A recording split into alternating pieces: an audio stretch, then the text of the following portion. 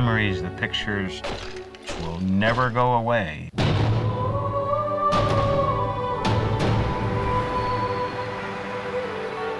When you think about a cathedral, for me, it's like this historic building. Today,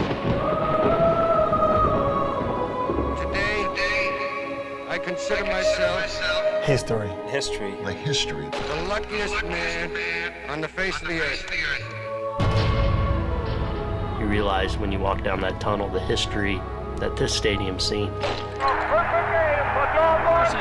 Yogi Berra runs out, leaps on Larson. The cathedral draws people of like faith. Here the religion is baseball. The spirit of what you get in that park, Yankee Stadium was sacred. Yankee Stadium was sacred. Yankee Stadium was It does Yankee Stadium was- something Yankee to Stadium you. was sacred. There's something about this stadium. There's an aura about Yankee Stadium. When you first see it, you're in awe. Tradition. Tradition. It's almost like, the history of the game has passed through there.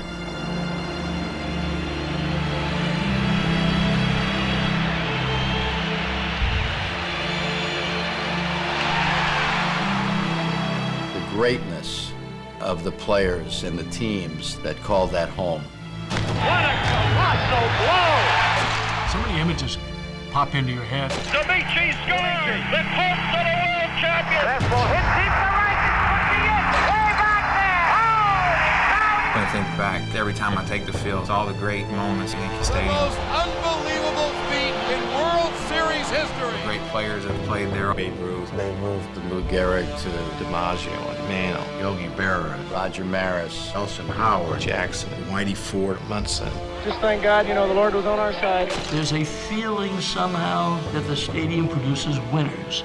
Chris Chambliss has won the American League pennant for the New York Yankees. Winning. See ya! See ya! See ya! A home run by Derek Jeter! championships. World champions, team of the decade, most successful franchise of the century. It only happens in October. The Bambino! Magical. Brocious hits one in the left. Once again, deja vu! There's such a mystique about Yankee Stadium. Another miracle in the Bronx! It just seems like the ghosts come out of every corner. Derek told me the ghosts will show up eventually, and they did. There's a fly ball deep to left! It's on its way! There it goes! And the Yankees are going to the World Series! I don't think there's any more storied stadium than Yankee Stadium. It is a shrine. President walking out to the mound to thunderous applause. It's taken on such a mythical, almost a religious connotation. It does something to you. It won't let you forget what has happened here. I think that makes it the Mecca of baseball. What's the Mecca of baseball? Yankee Stadium truly is a thing of beauty. Yankee Stadium transcends baseball. Yankee Stadium is the Mecca of all stadium. Yes, it's legends.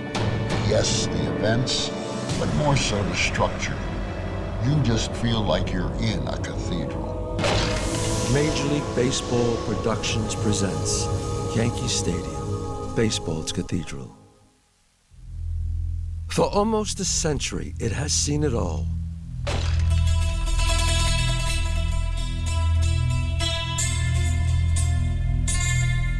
Yankee Stadium, the birthplace of memories in the Bronx, some of which seem almost mythical.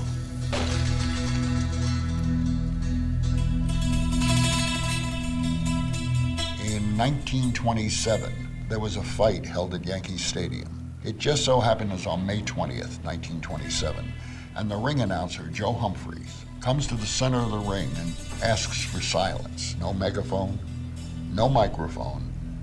This very heavy-set man is screaming at this quasi-capacity crowd. Silence, please! Silence, please! May I have your attention? After about 3 more silence pleases, audience quieted down, and he said, ladies and gentlemen, young Lindbergh's in the air. God save him for a safe flight. Bow your head in prayer. And for 1 minute, a very quiet Yankee Stadium crowd bowed their heads and all came up and as in unison said, Amen. That's a cathedral.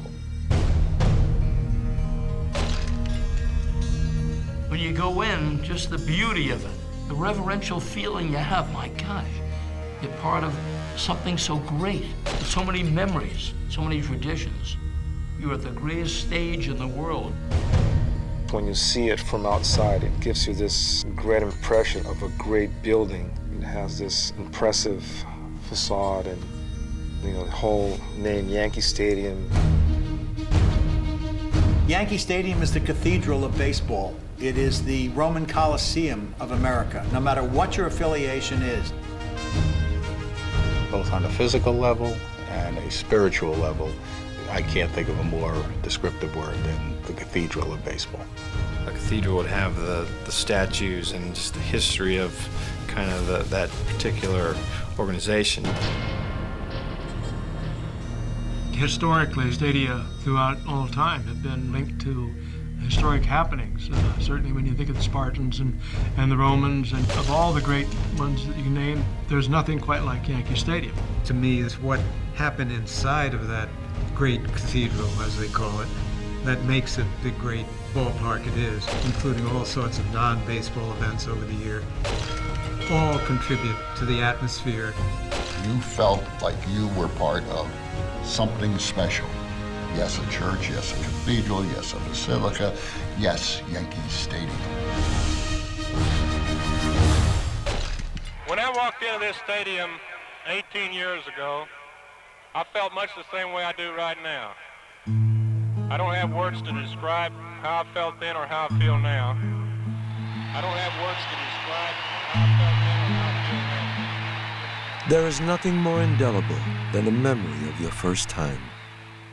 First time I walked into Yankee Stadium, it seemed like it was larger than life. I was probably 6, 7 years old, and it seemed like the grass was greener in Yankee Stadium. Everything was huge. The players, we were probably in the upper deck. Players looked so small, but it's an experience that you'll never forget. The first time that I visited Yankee Stadium, I was maybe in the 8th grade, and my dad brought me over to some games during the regular season, and I remember at one time I was sitting in the bleachers, and Lou Gehrig hit a line drive home run that landed about 10 feet from where I was sitting. But I can remember it was just kind of a majestic place, and it was just a very, very awe-inspiring sight.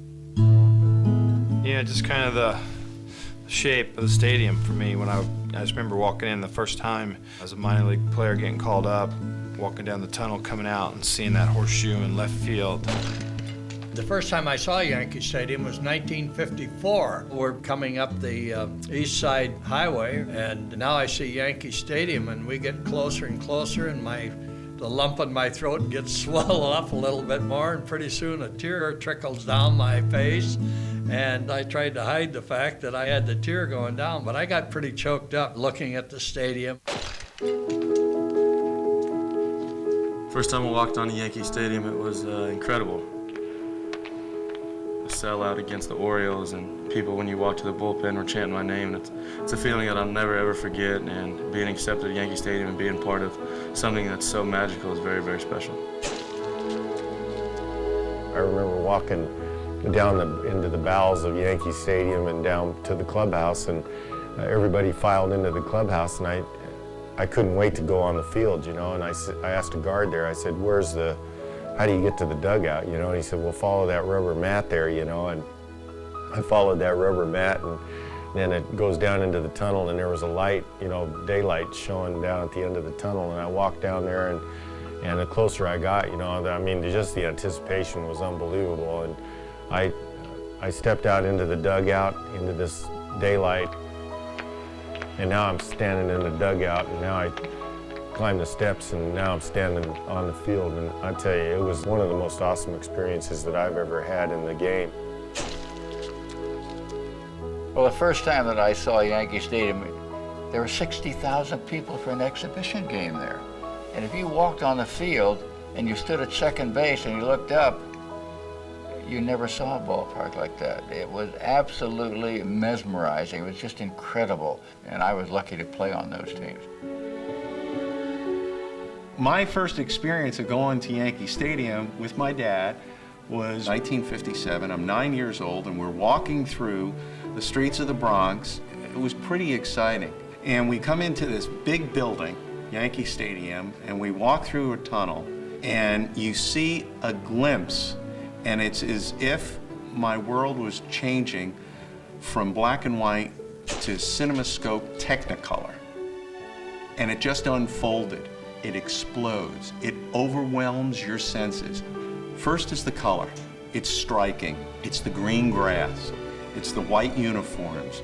And to see these guys that I had only seen either on baseball cards or in television, now it wasn't a black and white newspaper. They were alive. They were moving. It was color.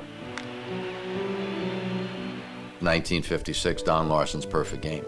I was sitting in the third deck between third base and left field. I remember Mickey Mantle running toward me. It seemed like he ran toward me to catch Gil Hodges' line drive in left center field. And that certainly was a lasting memory, and still is an enduring memory for me of Yankee Stadium. I got called up in '95 in September, and I got there really, really early. I didn't want to miss it. It was like 2 o'clock in the afternoon, and the team was not supposed to get there till about 4, so I was the only one there. I didn't go into the clubhouse. I went straight to the dugout. And as I walked to the dugout with my luggage, I couldn't stop crying. It was just a dream come true. First time that got up to bat, you know, and going and playing Yankee Stadium with Charlie Keller, Tommy Hendrick, Joe DiMaggio, Lindell, Billy Johnson, Phil Rizzuto. That was a pretty big honor for me to get in and look, I'm playing with all these guys that I watched play when I was a kid. And my first game, you know, that's something that I just never forget. 1996 opening day that we played against Kansas City. There's, for me, they come from the Dominican Republic, you know, a hot weather country, and come to New York, and it was really cold, you know. They started snowing in the 5th inning, and I remember in the 8th inning, I come to the plate with a base loader and 2 out. You know, we winning by 1 run, and I just called in timeout about 3 or 4 times because the snow started getting right in my eyes. Mariano got a snowflake or 2 in his eyes, got time. And the home plate umpire tell me, you know, say, you know, I don't want to give you no more, you know, timeout. You got to go there and hit. And I just get lucky, and that guy threw me a high fastball. I hit him base hit to right field and drove it to run. And that's a great experience that I have, you know, in Yankee Stadium. I was playing with the A's, the Oakland A's, and I walked out to center field to look at the monuments. And I'll never forget that. I remember that it was so far out in center field and left center. It was 463 out by the flagpole. Yankee Stadium center field is 461 feet. Left center, 457. Left field, 402. That's what made DiMaggio and Mantle so great. They could run like a deer, and they could catch balls that nobody else could catch that would go over the ballpark fences today. So if you played in Yankee Stadium, hit the ball straight away, you're out. It's just enormous. It's such an incredibly big place, and to know that, except for Josh Gibson, nobody ever hit a fair ball out of Yankee Stadium, and you can see why, even though Mantle came pretty close. There are many features of Yankee Stadium that fans connect with, but one stands high above the rest. I think the thing that makes Yankee Stadium really is that facade. I mean, when you think of Yankee Stadium, you think of it's really called the frieze. I always loved the facade, the sort of scalloping around the top. The thing that I remember during the World Series, when the National League team would come out on the field and they'd all stand up on that top step and they wouldn't say anything, you could just see them looking around that field, and I think the vastness of it just kind of really sort of got to them a little bit. From one generation to the next, this cathedral in the Bronx has elicited snapshots that have stood the test of time, few more memorable than opening day. Opening day, there was 65,000 people there for opening day, and I was opening in right field and playing against Ted Williams and guys I'd been reading about all my life, and it was pretty frightening for a kid out of Commerce, Oklahoma, to be in New York City playing for the Yankees. The first game that we played there, if anything I remember there is my first at bat. I think there were only a few moments when my knees were kind of like shaking when I'm at the bat, and I think I felt that way in our first game at the new Yankee Stadium. It's much the same for me every year you walk out on the field for the first time here, because you remember, and maybe this year it's a little bit more because you know that this is the last opening day.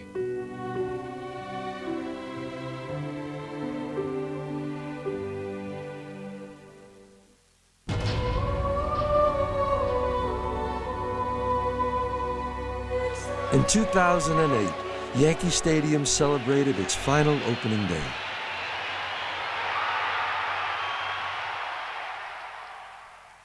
But this was not where the Yankees first played their home games. The team made its New York debut in 1903, known then as the Highlanders, as part of the fledgling American League. Well, the Yankees began their tenure in New York at Hilltop Park, a small, rickety wooden grandstand located in Upper Manhattan. And that's where they played for those 10 years from 1903 to 1912, up where the New York Presbyterian Hospital is today. The Highlanders changed their name to the Yankees in 1913.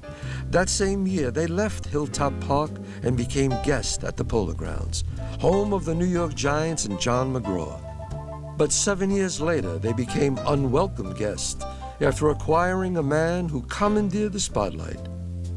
Ruth in 1920, he hit New York like a thunderbolt. George Herman Ruth. The Yankees have just purchased him from the Boston Red Sox, and he's slugging his way to baseball immortality.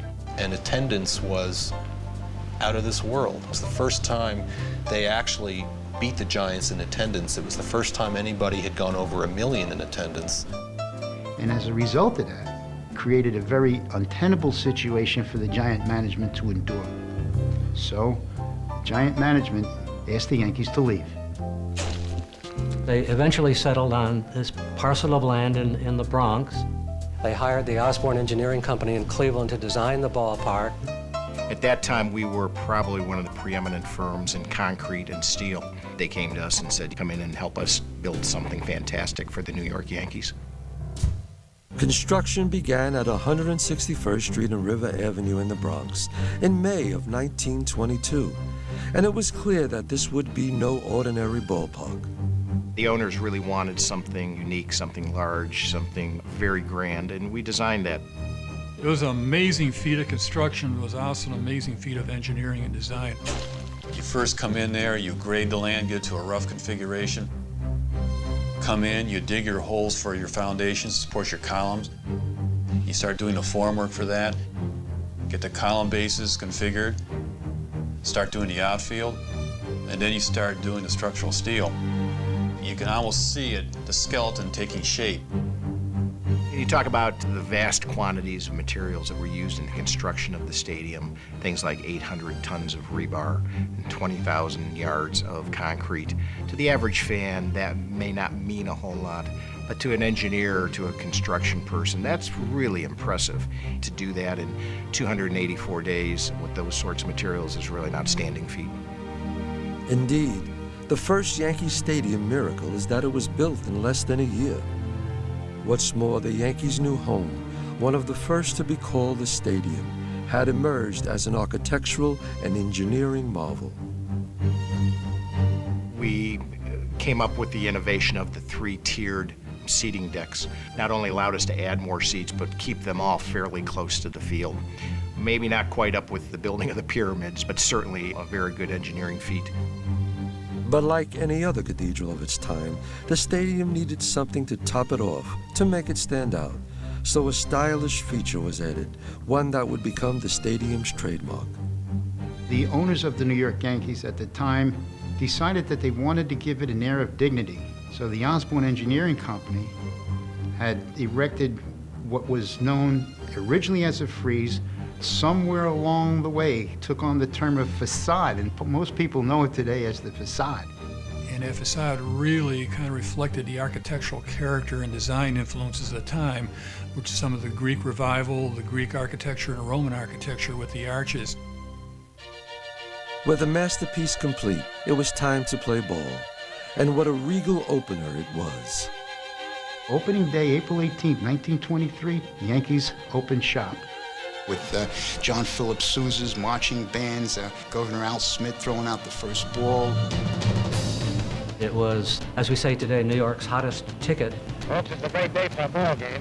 But I want to tell you something. When I paid for this box to the scalpers, I could have probably bought the whole ballpark. It was unbelievable. There were supposedly 74,000 people there on opening day and another 15,000 that were turned away.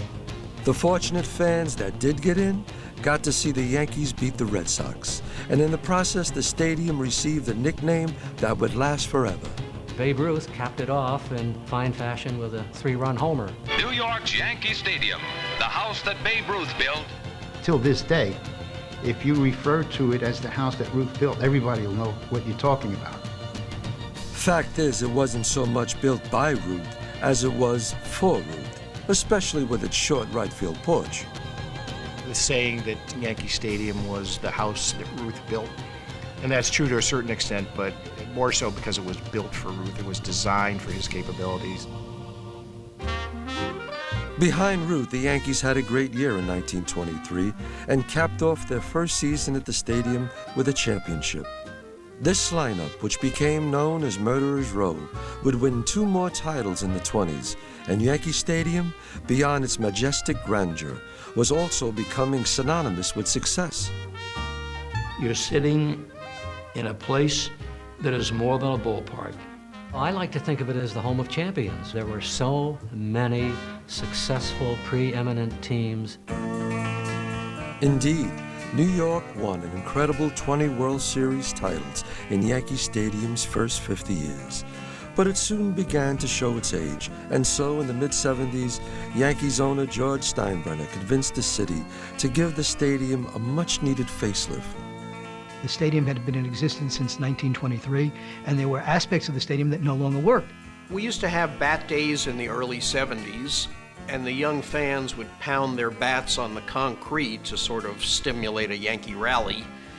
And some chunks of concrete would fall as a result of that, and that was the early warning sign to us that the stadium needed repair. Mr. Steinbrenner came in and immediately pushed with Mayor Lindsay for the renovation of the stadium. It had to get done. The Yankees at that time with Steinbrenner were able to successfully leverage the city of New York to help support this major renovation. His presence and his lobbying had a major effect on what was done. The stadium was gutted during the 2-year renovation, and while the original foundation remained intact, the house that Ruth built became almost unrecognizable. Demolition began the very day after the baseball season ended, and before the end of the day, wrecking balls had pulled up and heavy demolition equipment was there, and the whole process began quickly. Well, part of the renovation of Yankee Stadium entailed many, many improvements. The field was dropped 5 feet for sightline improvements. The monuments were moved to Monument Park.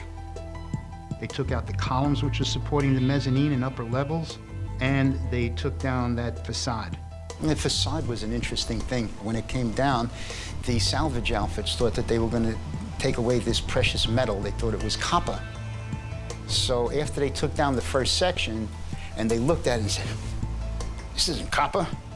This is turned metal. It's virtually worthless." Boy, were they disappointed. Once again, the Yankees became guests, this time at Shea Stadium in Queens, where they played in 1974 and 75. Back in the Bronx, a working chimney just outside Gate 4 would emerge as an iconic feature of the stadium, almost as an afterthought. You know what would really be interesting, would be neat, if we could get it painted with the logos, like a bat. So I called up the people at Louisville Slugger and pitched this whole idea to them. And the result of it all was they painted the bat up to look like a Louisville Slugger with the markings, and it was a Babe Ruth autograph model standing in front of Yankee Stadium. And so, in April of 1976, the newly renovated Yankee Stadium opened for business, and the past was on hand to celebrate the present. We had all these dignitaries there, including Joe Louis, great New York Giants players who had played there. It's a big honor for all of us, I think, that they invited so many of us back who had played there, had been involved in Yankee Stadium. It was a special moment for me. I was more caught up in the ceremonies and the needs in the press box than I was in the history that was going on. Whereas Babe Ruth hit the first home run in the original Yankee Stadium, Minnesota's Dan Ford hit the first home run in the new one. Still, it was almost as if Yankee Stadium had been built for the first time, and the New York fans immediately embraced it. Terrific place.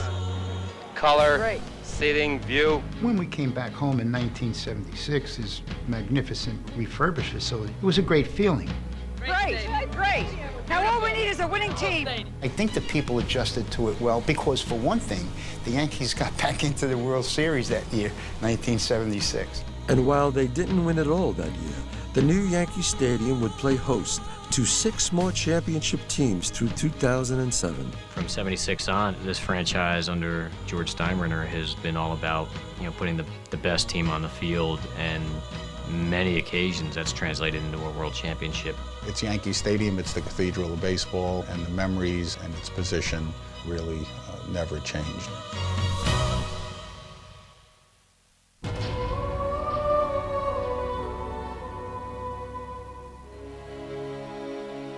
The aura of Yankee Stadium has always been intrinsically linked to the legends that have played there. Hello there, everybody, and welcome to another extra special day at this landmark ballpark, Yankee Stadium.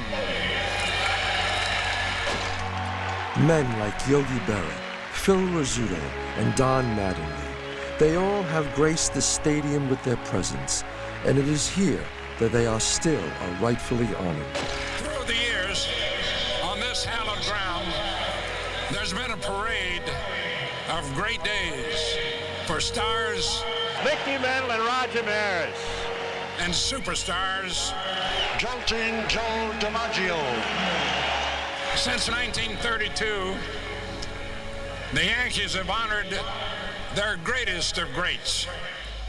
And no day at the stadium proved more magnificent than the one when the Yankees honored their beloved icon of the 50s and 60s.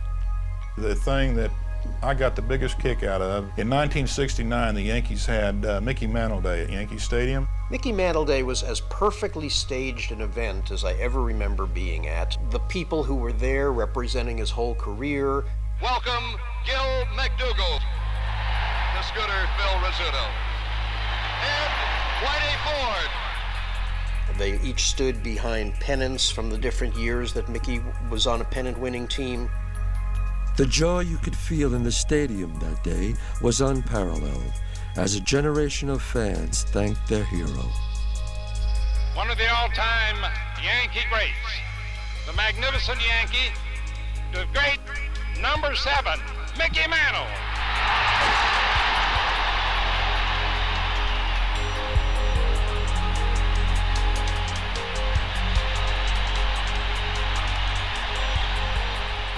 The length of the ovation for Mickey, the love that came from those fans. For 9 minutes, this throng at Yankee Stadium stood until they had to be asked to be quiet.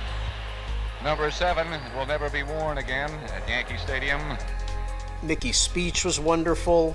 Now, to think that the Yankees are retiring my number 7 with numbers 3, 4, and 5 tops off everything that I could ever wish for.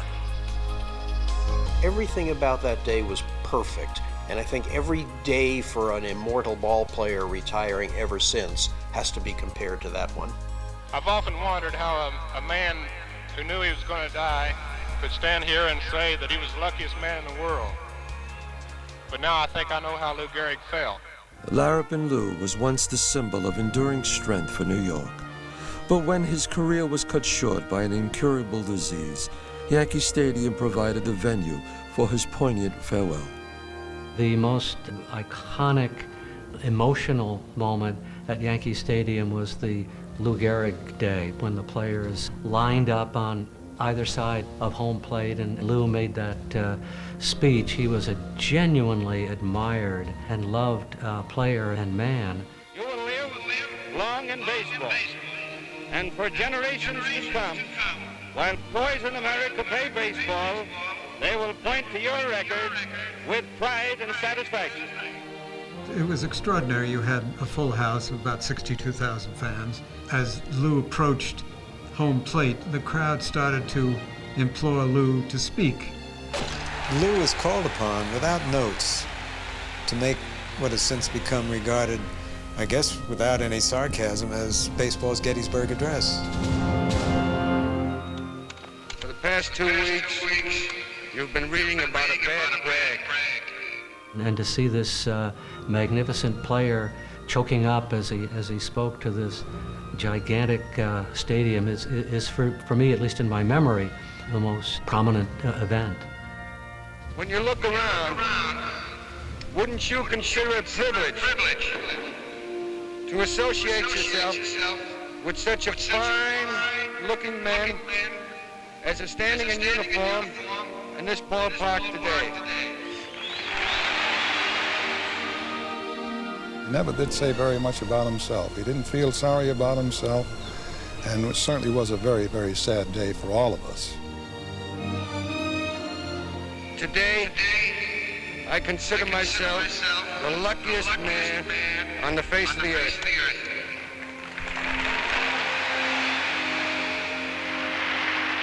That I might have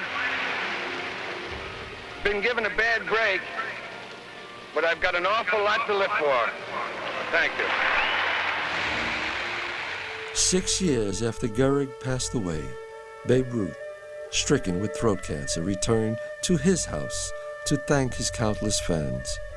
Cancer had really ravaged him. He looked like he weighed about 135 or 140 pounds. On the very field that Ruth used to carry a 44-ounce bat, he could now barely carry himself. Looking down at Daddy, looking so frail, I was on the verge of tears. His vocal cords and larynx were involved with the malignancy, and he spoke with almost a hoarse whisper. Thank you very much, ladies and gentlemen. You know how bad my voice sounds. Well, it feels just as bad. And it was a very dramatic scene and a very sad scene to see him, because you knew that his days on earth were limited. There's been so many lovely things said about me, and I'm glad that I've had the opportunity to thank everybody. Thank you. The following year, Ruth returned one final time. You could just tell that the end was close, and it was a great effort for him to be there. You just knew that this was going to be the last time that people saw and heard Babe Ruth. It was a sad day for everybody in baseball. Less than 2 months later, the Babe was gone, and more than 100,000 fans came to baseball's Cathedral to pay their respects. All you could see were people. I remember thinking, all these people have saying goodbye. The Yankee Clipper, Joe DiMaggio, called Yankee Stadium his home for 13 seasons, and his farewell was pure joy. Said a couple of words, and that was it, and I thanked him. It was really, and I still think as one of the nicest days of my life. Still, Joe remained a frequent honored guest at the stadium, and in his final visit in 1998, he threw a strike. Joltin' Joe passed away in March of '99, and later that year, he was honored with a monument in the park and remembered in song. Where have you gone, Joe DiMaggio? A nation turns its lonely eyes to you. What's that you say, Mrs. Robinson? Joltin' Joe has left and gone away. But no one was prepared for the outpouring of love and emotion at the stadium when a revered Yankee captain died tragically and suddenly. Thurman Munson wore the pinstripes with number 15. But in living, loving, and legend, history will record my friend as number 1. The emotion of the day had been so much for them. It's incredible that they were able to play before the game. When the Yankees took the field, they left the catcher's box empty. It was just an eerie kind of a thing. Having returned from the funeral in Cleveland that morning, the Yankees tried their best to play. After delivering the eulogy just hours prior, Mercer honored his dear friend the best way he knew how.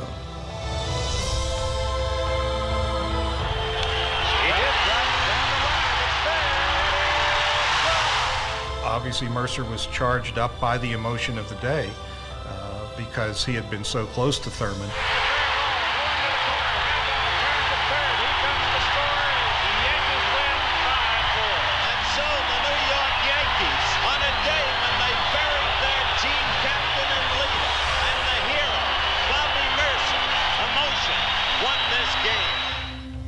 I think you could say it's the only time that all the fans left the ballpark in tears after a Yankee victory.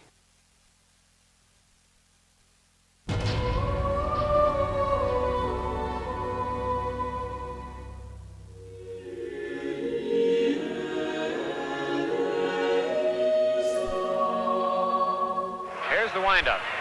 Fastball hit deep to right. This could be it. Way back there.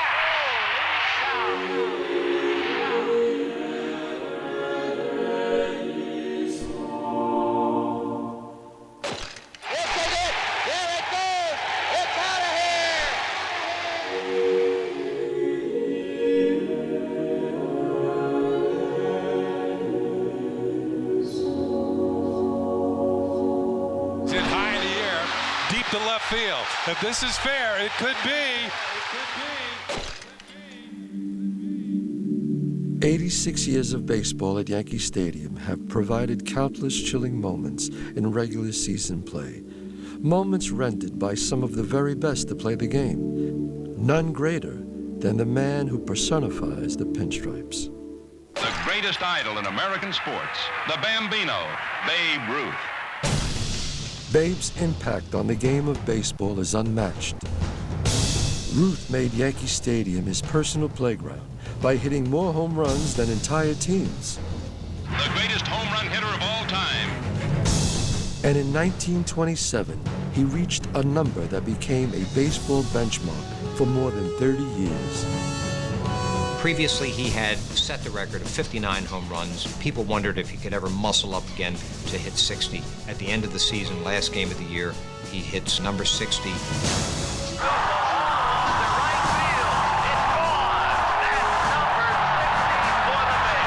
When Babe did that, it was so far beyond what other players were capable of. What a season it's been for the Babe.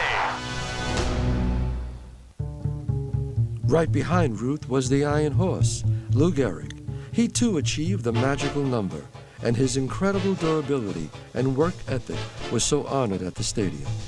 Well, I want to congratulate you on your wonderful career in playing 2,000 games without missing a game. And I hope I'm around here when you play your next 2,000. Still another legendary teammate of Lou's also had an amazing streak. One that began in the house that Root built. As I recall it, it was a fellow by the name of Edgar Smith of the White Sox. I got a base hit. Didn't mean very much, but that started me off in my streak. Safe hits in 56 consecutive games, an all-time record. With each new generation, more pinstripe heroes emerged. Some of them were destined to break former Yankee records and make history at the stadium. This lethal weapon belonging to Roger Maris has helped vault the ex-Kansas City outfielder into the limelight as the outstanding slugger of the young season. It was the summer of '61, and Roger Maris was hitting home runs at a phenomenal pace. There it is. It's going, it's gone. In the final game of the regular season, Maris came to the plate at Yankee Stadium with a chance to break the game's most cherished record. The fourth inning came, And I watched everything, every move that Tracy Stow had made on the mound, and I watched Roger. I didn't take my eye off of it. Here comes Roger Maris. They're standing up, waiting to see if Maris is going to hit number 61. Well, anyway, Roger hit the ball. Fastball hit deep to right. This could be it. Way back there. Oh, As soon as he hit the ball, I jumped on my seat. For some reason, I knew it was going to be over my head. I reached as high as I can reach. Ball hit me right in the palm of the hand, and that's pretty much what happened.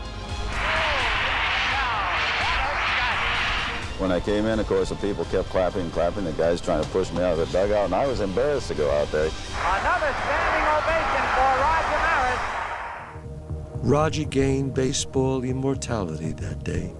6 years later, his good friend would join him.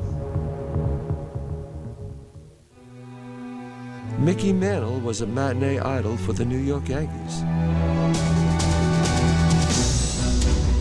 And at Yankee Stadium, as his career came to a close, he approached a home run milestone.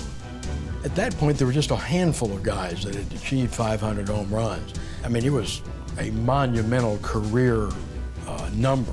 When I come out of the dugout, the people all stood up and they applauded for like 10 minutes. All I was wanting to do is just not strike out. Here's the payoff pitch. This is it. There it goes. It's out of here. Luckily, I hit a home run. That was a big thrill for me. I was just so happy for Mickey because he was hurting in those days. His knees were like two toothaches at all times. You could just see the pain out there. The Mix historic blast rattled the rafters. 40 years later, still another Yankee reached the same mark and did so in record time.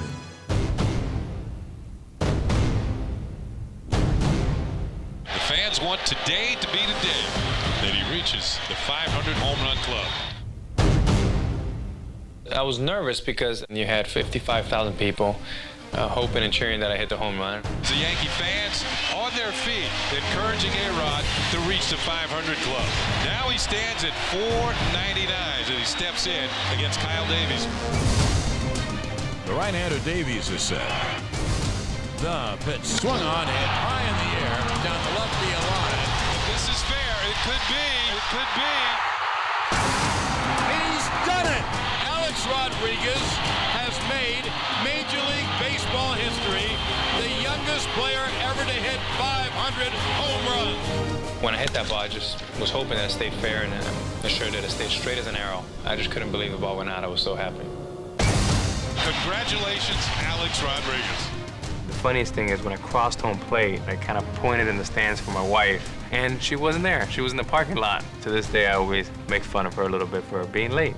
It was so exciting to do it at home, in front of our fans, in front of my teammates. It was a day that they can never take away from me, and it's a day I'll never forget.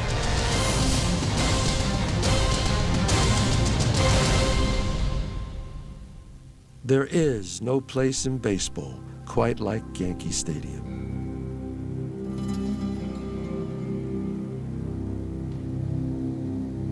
For no other ballpark can call forth such a litany of legendary players and unforgettable moments.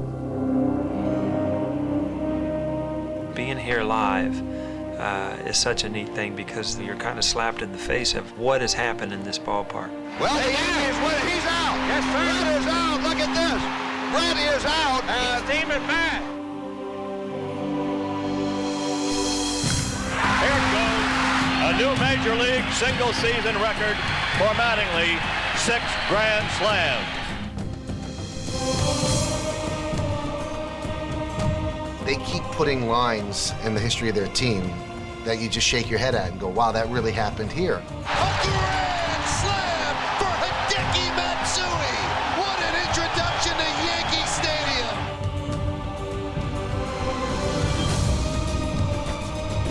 It seems like at any moment, a great moment. Jeter on the run, makes the play, and flies into the stands. Oh, what a play by Derek Jeter.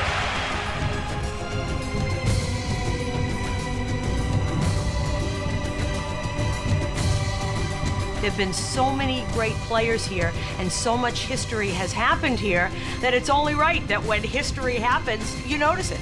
Pretty special moment here in the Bronx.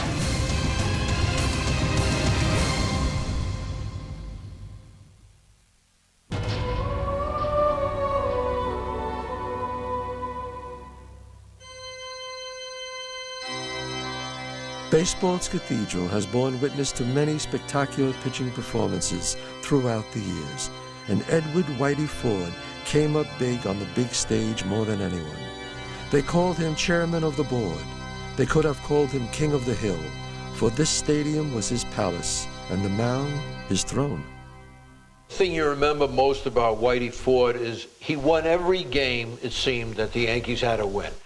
And he was the pitcher on the mound in every game that they had to win. Ford pitched 33 2/3 scoreless innings in World Series play. He still holds the Major League record with 10 Fall Classic victories. 7 of them came at Yankee Stadium, more than any other player. The ball game is over, and the Yankees win 2-0. Ford has his 3rd straight World Series shutout. But Whitey is certainly not the only Yankee pitcher who's performed amazing feats on these hollow grounds. Fact is, there have been 11 no-hitters thrown at Yankee Stadium in its first 85 years, and 8 of them were thrown by men in pinstripes. It is no surprise that many of these gems had a special aura about them. Like on the 4th of July, 1983, George Steinbrenner's birthday, and the boss would receive a special gift from Dave Righetti on a hot, steamy day in the Bronx. It's about 94 degrees here at game time. Despite the fact that Righetti was facing the Yankees' most hated rival, Strike 3. he battled through the intense heat and high pitch count and found himself 1 out away from the Yankees' first no-hitter in 27 years. 40,000 plus people standing and roaring, and Righetti trying to get Bob. And he gets it! A no-hitter! A no-hitter for Dave Righetti! How about that? July 4th was a special day, Steinbrenner's birthday, Lou Gehrig Day at Yankee Stadium. It was a great day. It fits in with the Yankee lore. The mere fact that Jim Abbott had made it to the major leagues with just one hand was one of the most inspiring stories the sports world would ever know. But then came the final out on September 4th, 1993. I remember seeing that ground ball go to Andy Velarde, and he threw it across the diamond, and Donnie Mattingly catching it. He did it! He did it!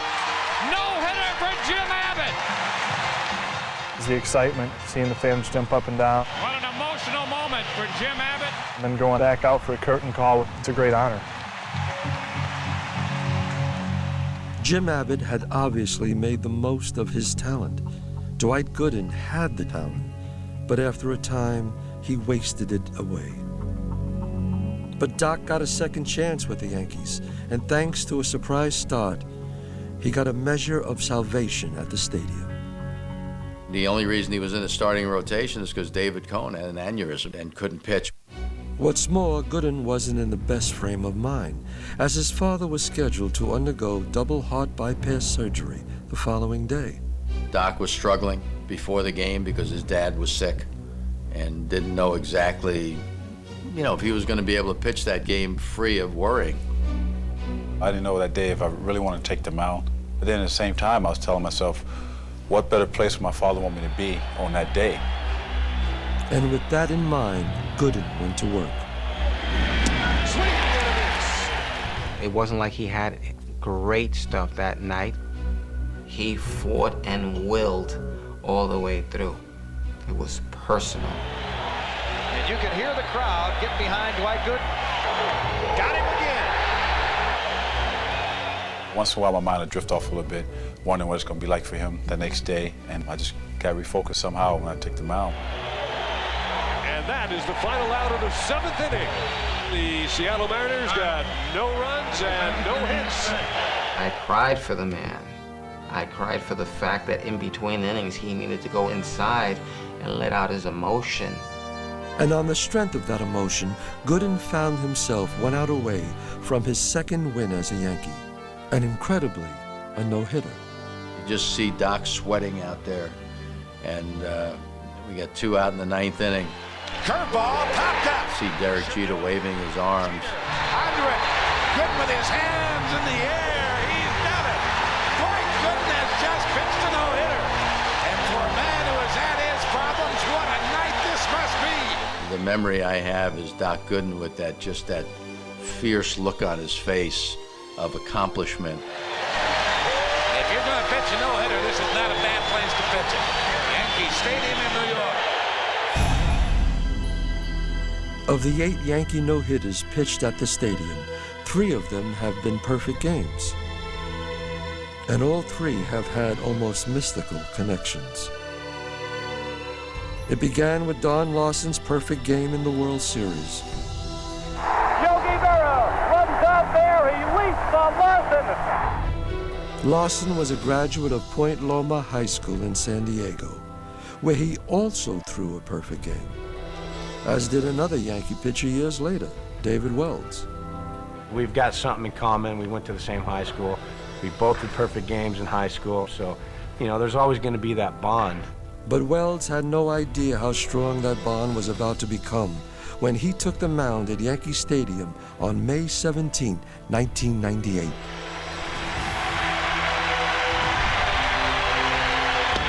Strikeout number 10 for David Wells. 21 in a row have been retired. David was perfect through 7 innings, and his fellow teammates began to adhere to an age-old tradition. I'd walk to the dugout and it's like parting of the sea, man. It was like nobody was there to talk to you. As the day wore on, I think he knew exactly what was going on, and he actually came up to me first and talked about how nervous he was and so nobody would talk to him. So I told him, you really got some guts here. If you just one time, just throw a knuckleball, then that'll really be something. And he got a chuckle out of it. And I look in the dugout, he's got his hat down, jersey, and he's playing peekaboo, and I'm like, what's this guy doing? But it was great because it kind of broke the moment, because you don't want to get all tense, and my good old buddy Coney was right there to break it up. But while Cone did his best to keep Wells loose, the overall atmosphere in the stadium was impossible to ignore. Fans on their feet at the stadium as David Wells prepares to start the 9th inning. That last inning, the fans are screaming. I was getting nervous because of the fans. They were making me nervous.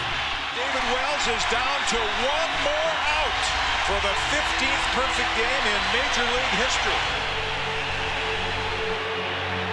Swung on. He's going to get it. Popped up to right field. O'Neill near the line. He makes the catch. David Wells. David Wells has pitched a perfect game. 27 up. 27 down. Baseball immortality for David Wells. Coney's sitting there with me and he goes, hey man, look at the board. You don't know if you'll ever see that again. Take a look at the board. And I look up and on the big screen it says, Dave Wells just pitched a perfect game. And I just got chills down my spine. It always seems that the good things happen in Yankee Stadium. But this eerie confluence had yet to run its course, and this time Cone was the central figure. It was July 18th, 1999, Yogi Berra Day at the stadium, a celebration for the man who caught Larsen's perfect game. Ladies and gentlemen, please welcome Yogi Berra. There's something about Yogi Berra. We all were looking forward to that day. We all knew on the schedule when it was coming. Well, I want to thank you all, making me feel right at home. God bless you. Thank you. I was out in the bullpen mound warming up before the game, and Yogi was riding around in a convertible waving at the people. The look on his face and how proud he was, how happy he was. And if that wasn't enough, Larsen himself was on hand to throw out the first pitch. Looking back on it later, it was enough to give you chills. It's really pretty amazing that Don Larsen threw out the first pitch to Yogi Berra that day. I never could imagine that something so special could happen, but that's the way Yankee Stadium is. Larsen will throw out the first pitch of this game in commemoration of 1956. And once the game began, Cohen began to deal. 9 up, 9 down, and Cone already has 5 strikeouts. Then came the rain in the bottom of the third, and the game was delayed for more than a half an hour. There were even thoughts that Cohen might not return, but he did.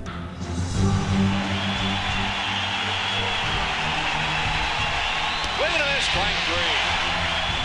I remember getting through 5 and going, man, my pitch count's really low here. We've got some runs on the board. And I had a real good slider going that day, and they were swinging at it. Struck him out swinging. Slider away. Everyone began to connect the perfect game dots, and it was almost too much. He pitched a perfect game on Yogi Berra Day. Come on. With Don Larson in the park? I mean, my gosh. To enjoy vicariously the thrill that the players were enjoying on the field, particularly David, who was such a warrior. You realize how knowledgeable the New York baseball fan is, and two-strike chants get a little louder, and outs become a little more pronounced from the stands, and you can almost sense it. You can feel the emotion rising in the stand. Oh, get ready. We go to the 9th inning. David Cohn 3 outs away from a perfect game. And in the 9th inning, on the brink of disaster, Cohen received some divine intervention. Swung on and line to left. Coming in is Leday. He got that deer in the headlights look in his eyes, and uh-oh. He makes the catch. He came in, caught it, juggled it, and held on. Wow. I can't believe, this just happened, and now I've got 2 outs in the 9th. David Cohn is 1 out away from a perfect game. Only at Yankee Stadium could something this magical, this unbelievable take place. He popped him up. He's going to get it. I looked up to try to find the ball, that almost like the sun was setting over into that area, and I got kind of blinded by it, so I immediately pointed up as if to show Scotty Brocious where the ball was. Brocious makes the catch. Ball game over. A perfect game. Girardi, he kind of gave me a bear hug and pulled me down on top of him, and I didn't think we were ever going to get up. I was so exhausted, so elated. After the game, I saw that I had thrown 88 pitches, and I had this vivid memory of a big number 8 painted into the grass in honor of Yogi Berra, whose number was 8. And it's just a cold chill went down my spine. That was the most surreal part of the whole day. It really makes you wonder about the mystique of Yankee Stadium.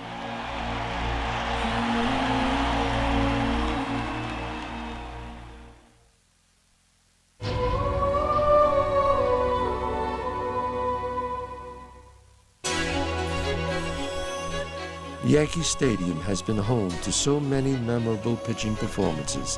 The fans have found special ways to celebrate them, like in Ron Guidry's 18-strikeout game against the Angels. The fans late in the game got into it to the point where when there were 2 strikes on an Angels batter, they would all rise to add encouragement to that 3rd strike.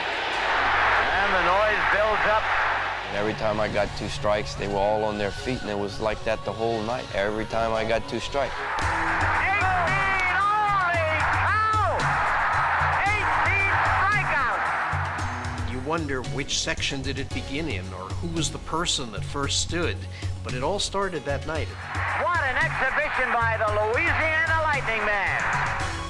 The tradition that began that night has since spread throughout the league, but nowhere is it more prevalent than in its place of origin. I heard it when I pitched. I loved it. Certainly tried to feed off of it. 2-2 pitch. Cohn strikes out the side. There's an intimacy to Yankee Stadium and a closeness where, in foul territory above the dugouts, around and back behind home plate, it just feels like the fans are right there. You can reach out and touch them. It's amazing. You just feel it pulsing through you. You feel like one with the crowd, one with the team. You can't beat it. You feel the bleachers rocking, you feel the seats moving. It's an amazing experience. Let's go Yankees! Let's go Yankees! Beyond the right field wall of Yankee Stadium, just beneath the subway, lives a different breed of Yankee fan with a very special nickname. The Bleacher Creature name started probably back in like 95 and 96 when Philip Bondy from the Daily News started writing routine articles about kind of the nonsense that happened in the bleachers night after night.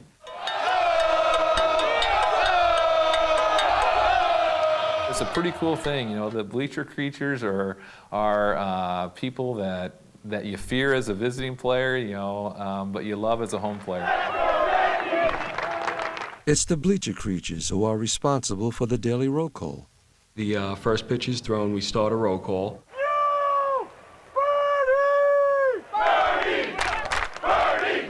They just took it upon themselves to keep yelling until they were acknowledged. I had no idea about the roll call.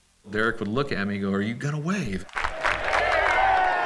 If you get too involved in the game and don't acknowledge them, you might be on their bad side for the night. It's tradition. My dad brought me up as a Yankee fan. My son's a Yankee fan. It spans through generations. They do such a great job of keeping the history alive that when you walk in, you kind of feel that. You feel like you're a part of something bigger than just that day's game. As soon as you get in that game and you hear the fans, you feel those goosebumps and those butterflies, and that adrenaline picks up. Whew, it's a special place. In the first postseason of his storied career, the crowd fueled a fan favorite to hit his first ever playoff home run. This one by Mattingly. Oh, hang on to the roof. Goodbye, home run. Don Mattingly. And while the fans might have helped will Donnie's moment, they took matters into their own hands in the '96 ALCS. In right field, Tarasco going back to the track, to the wall. And what happens here? He contends that a fan reaches up and touches it. It was a play that it was a gift from God, so to speak. Sometimes the moments are spontaneous, like the night the fans serenaded Paul O'Neill in what they knew would be his final game at the stadium. These fans are chanting Paul O'Neill's name because he has hinted that this will be his final year.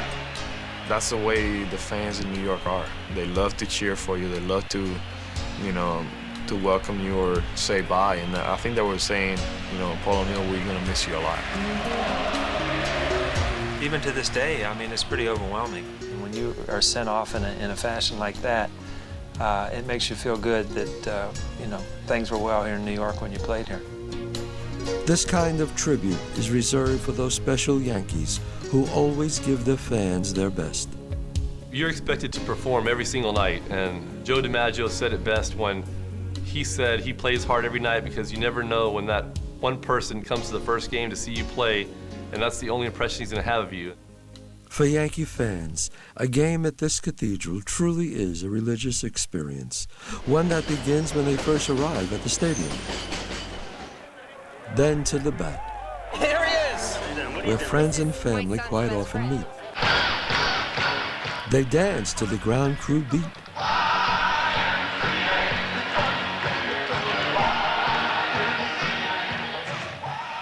And sing along with the treasured songs. Most of all, they cheer their hearts out.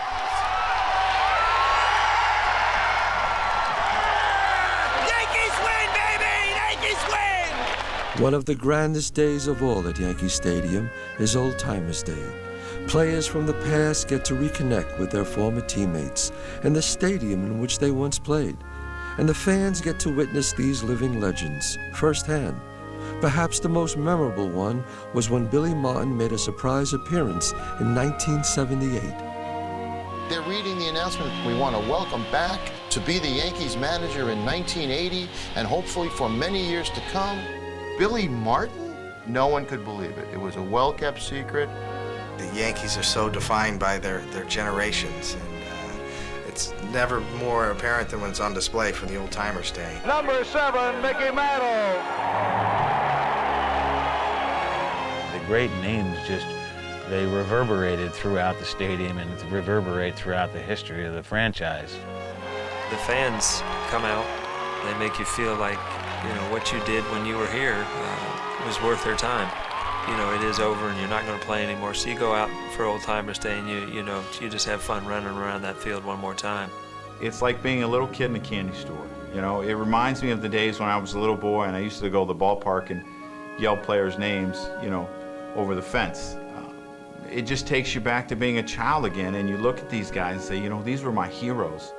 You envision the success that they had on the field and the history and the monuments. I mean, it all adds up to a wonderful, wonderful baseball experience.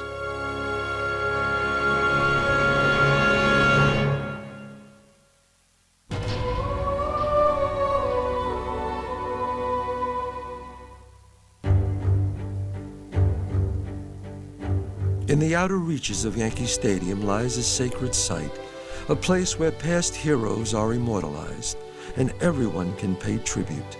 Monument Park really is the kind of thing that tugs at all ball players' hearts. Everybody's kind of got a dream of, boy, if I really stay in this game and do something special, that I can be honored in that particular way. It's so special, so unique. All the people that have played for this organization, only a handful of people have that honor to have a monument made for them. It's the people that you see in the history books, and all of a sudden you realize when you see them out there on a plaque in Yankee Stadium that they walked the field.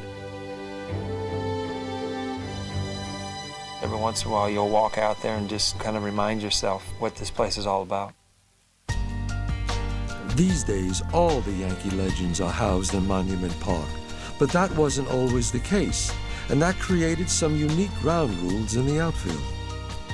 In 1932, the monument to Miller Huggins was erected, placed in dead center field. That was the first monument, and it stayed out there for about 9 years until the monument to Lou Gehrig was erected. And then the greatest of them all, Babe Ruth.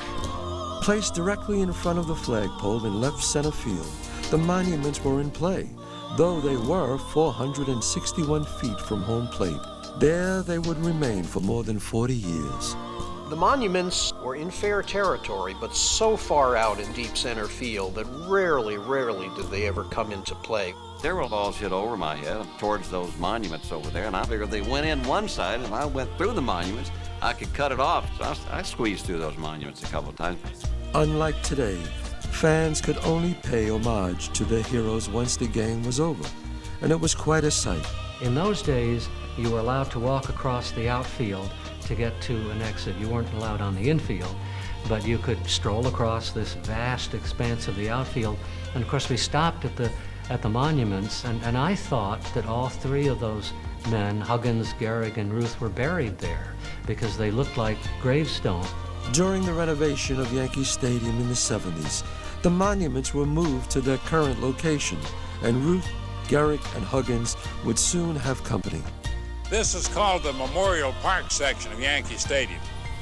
And when opening day rolls around, the familiar monuments and plaques, which used to be out in dead center, will be out here in left center off the playing field.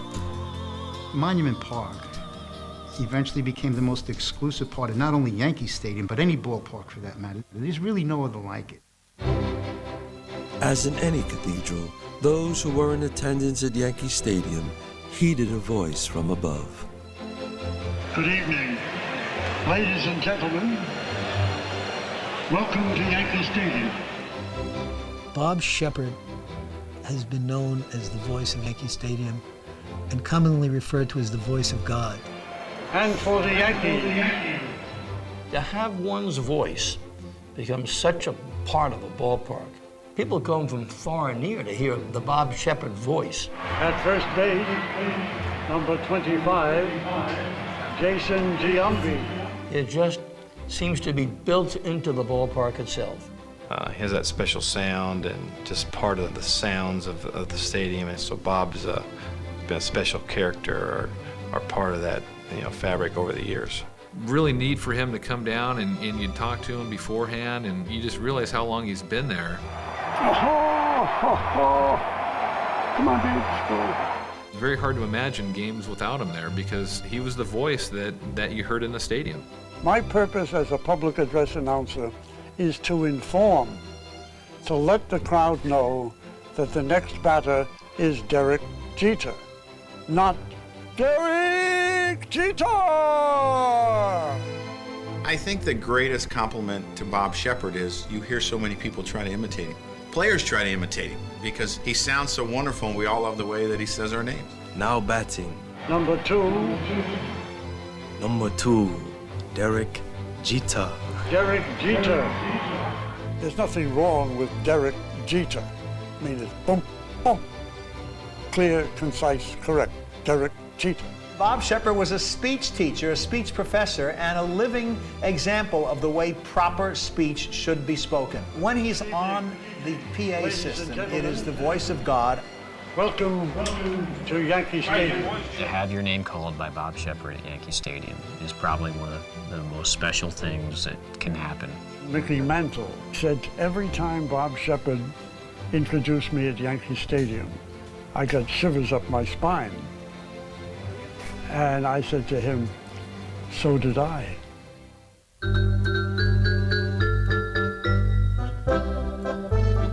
People come to Yankee Stadium because of its mystique. It's the monuments, it's the plaques, it's Bob Shepard, it's also Eddie Layton.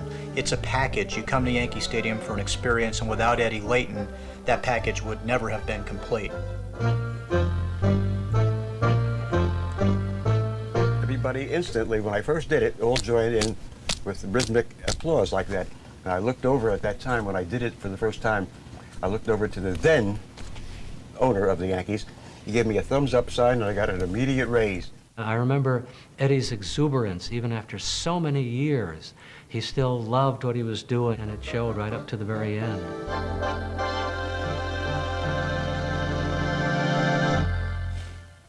Good afternoon, baseball fans. This is Mel Allen. The Yankees also had a legendary voice to spread the word outside of the Cathedral, and he will forever be known as the voice of the Yankees. Mel was known for his booming voice. There it is. There it is. If it stays fair, there it is, number 60. Mel brought a measure of class to the broadcast, and his signature phrase still resonates today. How about that? How about that play? How about that? He also created some enduring nicknames, quite often on the spur of the moment. Nicknames just sort of popped up. The Scooter, that was for the little kids. Tommy Henry coming to bat with men on base, and he was a good clutch hitter. I just said, here comes old reliable. He really was the Yankees. He's part and parcel of the franchise. Garrick tells Mel that his broadcasts are what are keeping Garrick going, and Mel thanks him and then just gets away from him as quickly as he can because he's just in tears. His voice will always be remembered as the voice of the Yankees. For a short time, Mel worked side by side with another classic baseball broadcaster, Red Barber. Well, Red, the camera is back on us, and it was a tremendous series. Congratulations, Mel, on a great job, and congratulations to the New York Yankees. And this talented tandem would soon be joined by still another Hall of Famer. Red Barber, Mel Allen, and Phil Rizzuto. Well, all I can say is we're very happy to have Phil. The only thing I'm worried about, this is one of Phil's Yankee caps. He always puts chewing gum on the top where the button is. Now, in the broadcasting booth, you better, if you want to stick it anywhere, be sure and put it on your own head, not on Red's or mine, will you? Phil Rizzuto was the complete, honest broadcaster. He would be so honest with you. Oh, I didn't think he could make that one. Oh, what a terrible throw. Home run in an elevator shaft. Little things like that, that were idioms used by no one else. Holy cow, is it? Body English, bodying, holy cow! All of his sayings, talking about eating food in the booth, talking about getting out of there and beating the traffic. Happy anniversary. I'll be home in a while. No, you won't. You'll be here for 9. I'll be home in a while, Gore. He was just like the guy sitting out in the bleachers, you know, only he had a microphone and he was up in the booth, and I think that's why he endeared himself to so many legions of fans throughout the whole New York area. Acts just like you, Oh, too. relax. Just like you. No, If that's not a scooter walk, I don't know what is. I don't. Oh, yeah. Sit down, you Huckleberry. He would include everybody. He would mention the cameraman, Dulio Constable. Not you, Dulio. I can't understand you anyway. He would mention the birthdays. High fly, and while it's in the air, happy birthday to Daphne Lapizan. She turned 18 today from George Washington University. He would say things that would be almost cutting edge, that would crack Bill White up. Hi, everybody, and welcome to New York Yankee Baseball. I'm Bill White. Wait a minute. Oh, and I swear to God, I didn't. Phil made it appear that it was just pure fun to be on the air. Phil Rizzuto, along with Tom Seaver and Bobby Mercer, and we are back together for the first.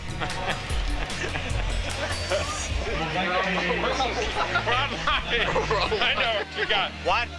Oh, we on live, right? He came from an era of honesty, and he became a living legend. And every time I go to Yankee Stadium, I think about him. Rizzuto has since passed away, but everyone can pay their respects to him and all the Yankee greats in one place.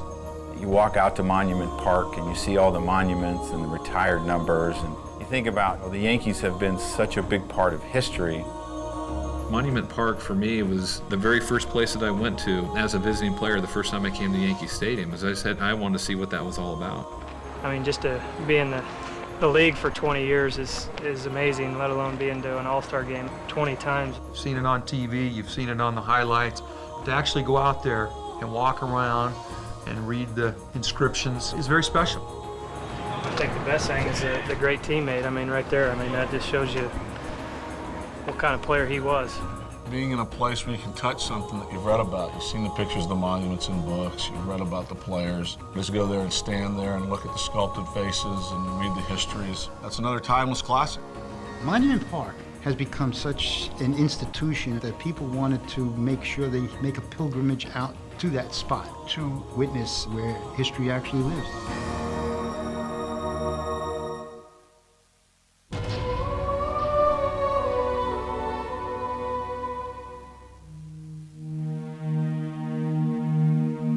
Well, it's the great stage for the greatest team in baseball history, and it's the great New York stage.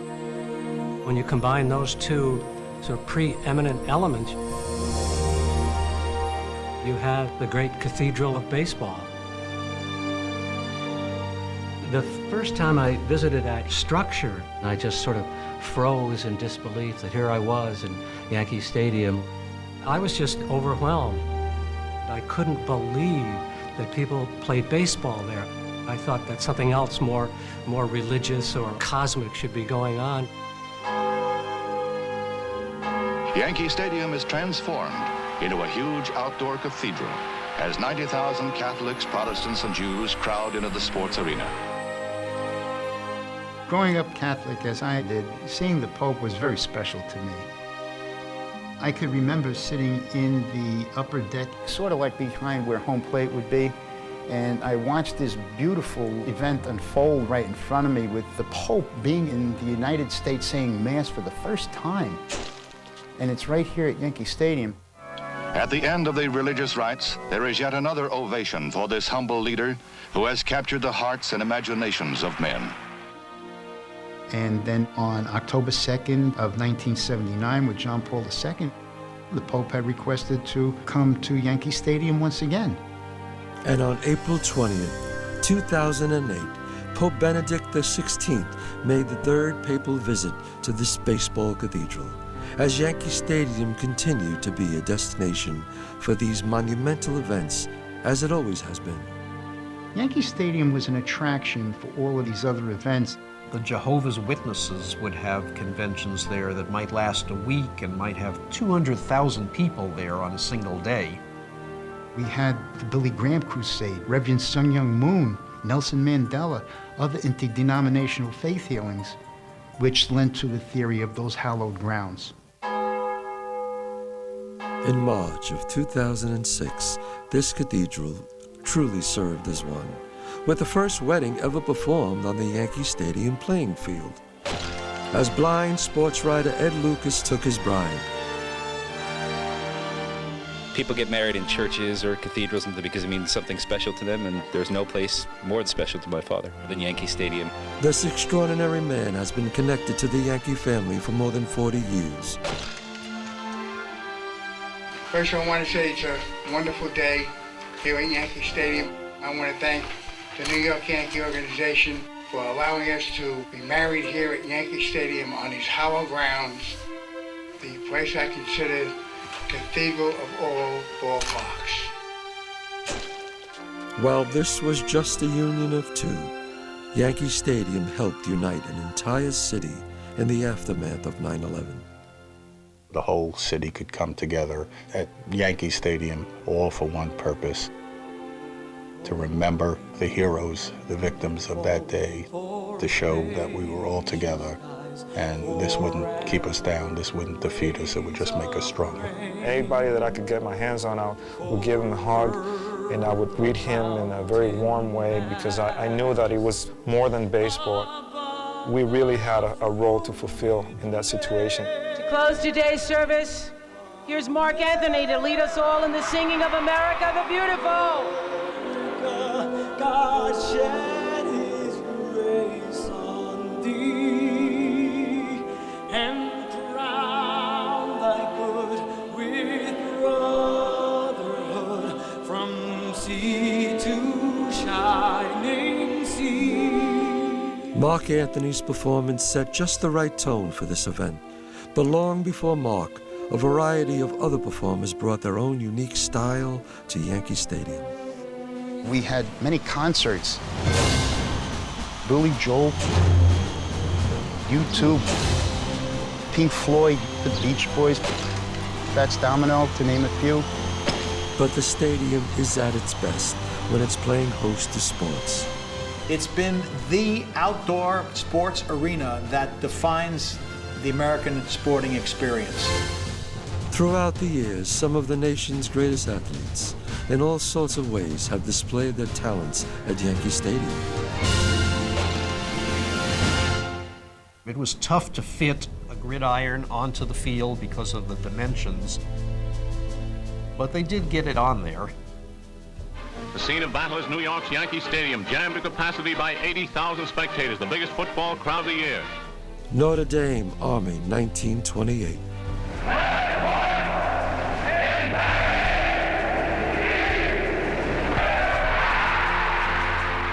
That is where the win one for the Gipper speech took place, and Notre Dame came out and beat a heavily favored Army team. It was also at Yankee Stadium where professional football took a giant leap forward. Moving into Yankee Stadium, there was a feeling of being on a championship team before we actually won the championship. That feeling carried into the game, for the Giants dominated Chicago to win the 1956 NFL championship. We were in the House of Champions, and I think it kind of rubbed off on us. Connerly connects with Gifford, and the Giants ramp it up 47-7. Convincing. 2 years later, they tried to reclaim the title in an all-time classic game. 65,000 are in Yankee Stadium as the Giants meet the Colts for the Pro Grid Championship. The 1958 Colts-Giants game was one of these games that just seesawed dramatically. Unitas climaxes an 85-yard drive with a perfect pitch to Ray Berry in the end zone. And Baltimore leads 14-3 at the half. The Colts were winning, and then it turned. Connerly connects again. And Gifford carries the ball, and the Colts mill Davis, both over the goal line. The Giants lead 17-14 in the fourth period. We had no idea at the time that we were playing a game that would be remembered by many as the greatest game ever played. And the game is tied up as time runs out. For the first time in National League history, a game goes into sudden death overtime. What is overtime, you asked yourself? There was no precedent. They couldn't walk off both carrying the trophy. There was one trophy. And they went into an overtime. It's 3rd and 1 yard to go for the championship. Unitas gives to Amici. The Colts are the world champions. Amici scores! When I heard the playback of the call, I said, my gosh, I got it right. Ordinarily, I'd say, Amici scores, the Colts are the world champions. I put the headline first. The Colts are the world champions. Amici scores! And even though it was not won by the Giants, it is still celebrated to this day as an absolutely epic moment for the stadium. Who knew that that one game would bring the NFL to the beginning of where it is now? Because Madison Avenue discovered it, television discovered it, and the fans discovered it that afternoon. Perhaps the biggest event at Yankee Stadium outside of baseball was boxing. It was a highlight, both from a sporting and social standpoint, of New York.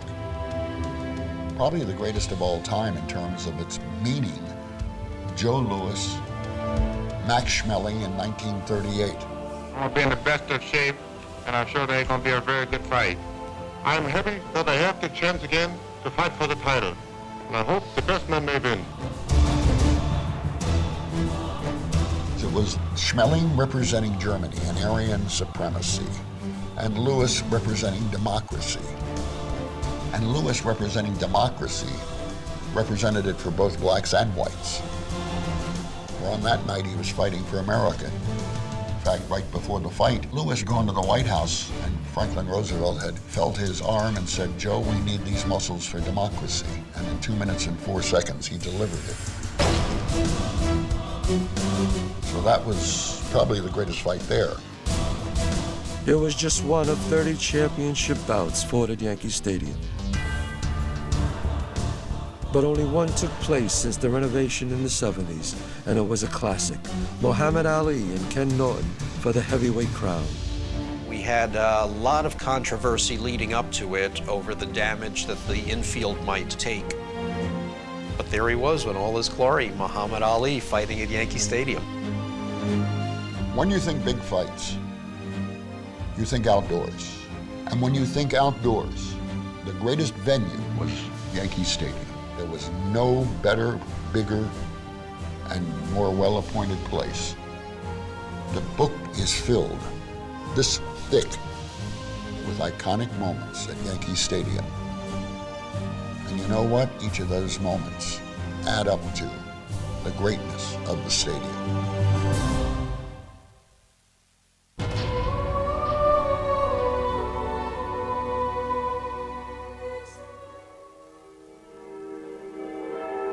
There's no way it couldn't be the most storied arena anywhere, simply because of the magnitude of all the championships that were won in that particular place.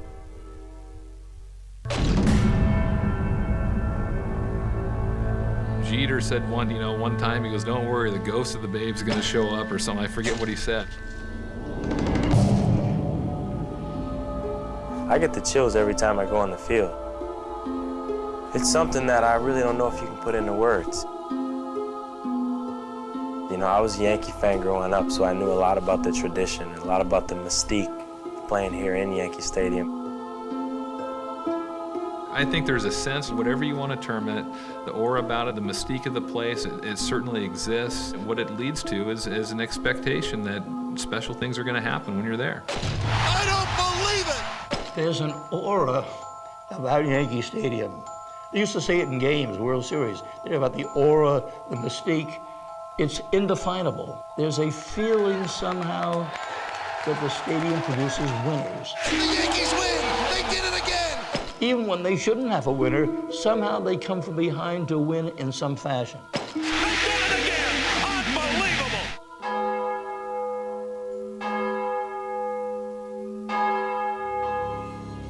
The mystique surrounding the Yankees is a label that they acquired because of dominance over time. They've won more championships than any professional team. And the Yankees are champions, and look at Barrow. They have more Hall of Famers than any other team. Mantle hit the high fly ball. It's deep left into the right field. There's a high hit line. The Yankees, pure and simple, are the best there ever was, and probably the best there ever will be. Since the stadium opened, the Yankees have had an unparalleled winning tradition, including a record 4 straight championships in their 30s, followed by another record 5 in a row. His office pitch to Sal Evars, a liner to right. Here comes Hank Bauer. He slides, makes the catch. The Yankees win their 3rd straight world championship. We had a streak going where, we won from 49 to 53. In fact, that's my favorite World Series ring and had a 5 on it. It's a base hit in the center field. Bauer rounds 3rd. He's going to come in to score. The Yankees win the world championship. The 5th straight time. We're the only ones that ever done that, but we just had a bunch of guys that really wanted to win every year, and we never lived on our laurels from what we had done the year before. In 1955, the Brooklyn Dodgers won their only World Series in 6 tries against the Yankees. But they soon learned that a triumph on Yankee soil comes with a price. When the Dodgers celebrated on the field like that, I said, well, this isn't the way it should be. We had won all the time. We expected to win all the time, but we didn't. They beat us, as I can say, fair. We beat them the next year in '56. We got even. So overall.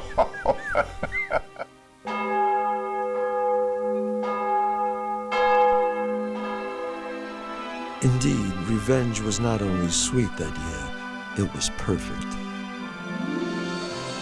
After the 7th inning, I mentioned it to Mantles, and I told him, look at the scoreboard, it wouldn't be something 2 more innings to go. But when I said that, the dugout was like morgue to me. Nobody would talk to you. You figure there might be say something to jinx you. I don't believe in that. I think if it's going to happen, it's going to happen. If it's not, it's not. Never in my wildest dreams that I think when I did my first World Series that I'd have the great fortune to call what developed to be the Don Larson perfect game. But I had given a little thought, if it ever happened that I was calling the perfect game, how I'd go about it. I could use every word in the book and let people know it was a no-hitter without using those specific words. So I did, 21 outs in a row. 21 in a row, retired by Don Larson. The only people on base so far have been the Yankees. Yanks with the only runs and hits in the game. On and on, I kept throwing all these illusions, so there was no question Larson is retired 24 men in a row. that no Brooklyn player had been on base. Larson is ready, gets the sign. 2 strikes, ball 1, here comes the pitch. And I finally get a chance to say, Strike 3! the no-hitter, a perfect game for Don Larson. A no-hitter, a perfect game for Don Larson. Yogi Berra runs out, leaps on Larson. Yogi Berra runs out there, he leaps on Larson, and he's swarmed by his teammates. A no-hitter, a perfect game. Those were the perfect words for the perfect game. The first World Series no-hitter, a perfect performance by Don Larson. And I didn't know it was a perfect game until somebody told me in the clubhouse after the game. I think everybody's entitled to a good day. You couldn't pick a better time than my game.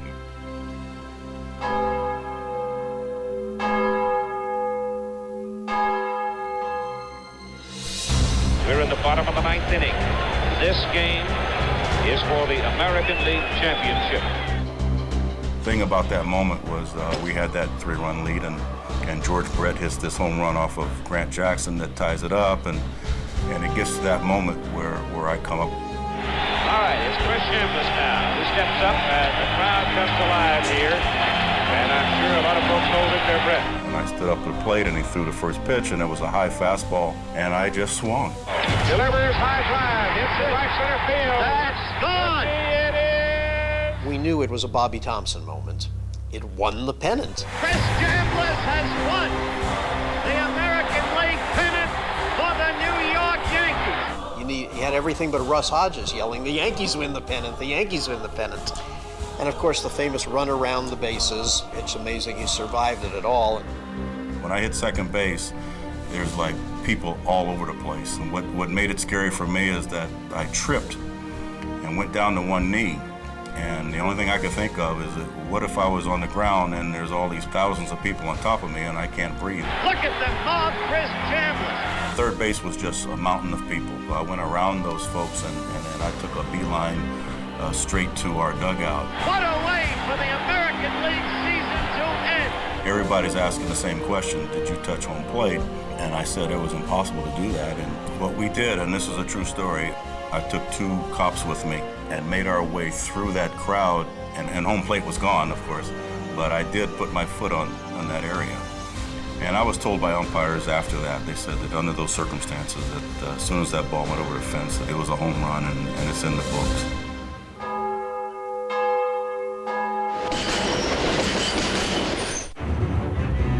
I don't think I understood the impact that it would have on the game, because it really is what I'm most remembered for.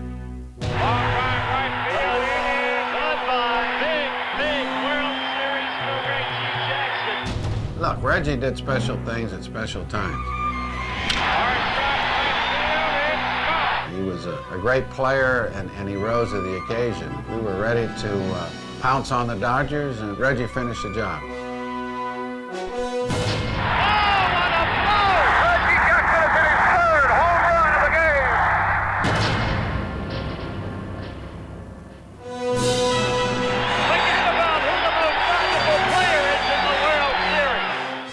Heralded the resurrection of the Yankees in championship form. The Yankees win their 21st World Series. I think the most important, part of it all is it makes me feel part of the Yankee family. So, of course, I'm extremely proud to be part of its history and part of the great moments that I remembered.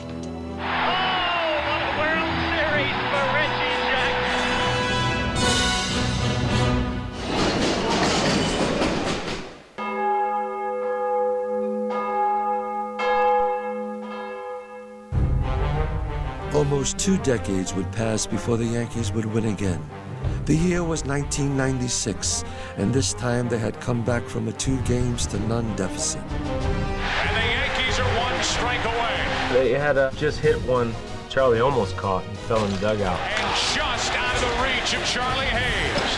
And when he hit it, I was just hoping that it would stay in fair territory. Then when I saw Charlie was about to catch it, you can't really explain the feeling because New York hadn't had a World Series in a long time. The Yankees are champions of baseball. We had finally won a World Series. That's always going to be a special moment for me, piling on top of the guys and celebrating. And then watching video of Paul O'Neill running in from right field and jumping on the pile and rolling off, and then doing it again, like once wasn't enough to smash me. I think it's always going to be remembered with Wade Boggs riding around the field on the policeman's horse, celebrating with the fans, winning the first World Series in 18 years. That team laid the foundation for a new Yankee dynasty. The record-setting '98 team staked its claim to a title early with a dramatic Game 1 comeback.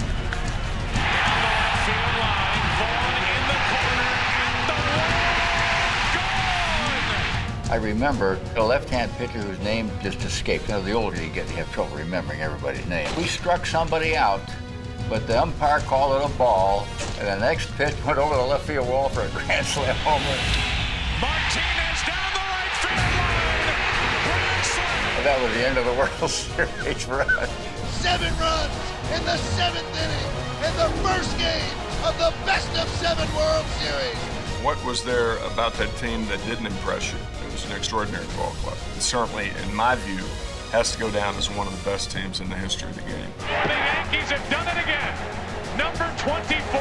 I've been a part of no-hitters, perfect games, but the 2 things that stand out the most are being on the field, winning a championship at Yankee Stadium. We did it in '96, we did it in '99. And the New York Yankees are world champions. They were part of a dynasty that won 4 world championships. The New York Yankees, world champions, team of the decade, most successful franchise of the century.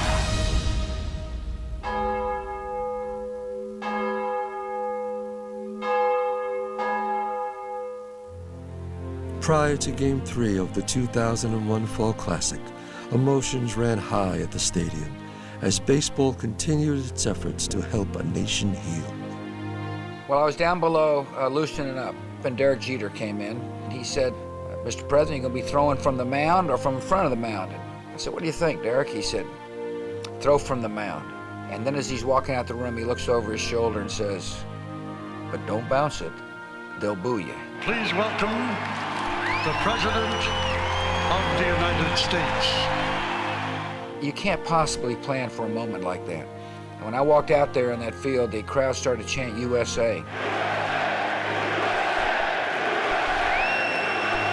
My reaction was to give a thumbs up, is to indicate that America stands with you and we're united in our determination to protect our country. Everything kind of just stood still. I'm sure there's a picture around, but I have a picture in my mind it's pretty awesome. I had given a fair amount of big speeches by then in my life, and in others I'd been in front of crowds before, but I had never had such an adrenaline rush. I tried to take a deep breath and wound up and fired the pitch, and I was one of the most relieved men in America at that moment when the ball actually made it to the plate. Very nice throw, Mr. President. Good stuff, good stuff. How do you stand out there in that moment and throw a perfect pitch? It was incredible. It was incredible. No president has ever visited Yankee Stadium during the World Series. This was the year for that to happen. And Game 4 was the time when both mystique and awe made their appearance at Yankee Stadium. Oh no, full moon. You know what that means? Crazy things happen in a full moon. And fly ball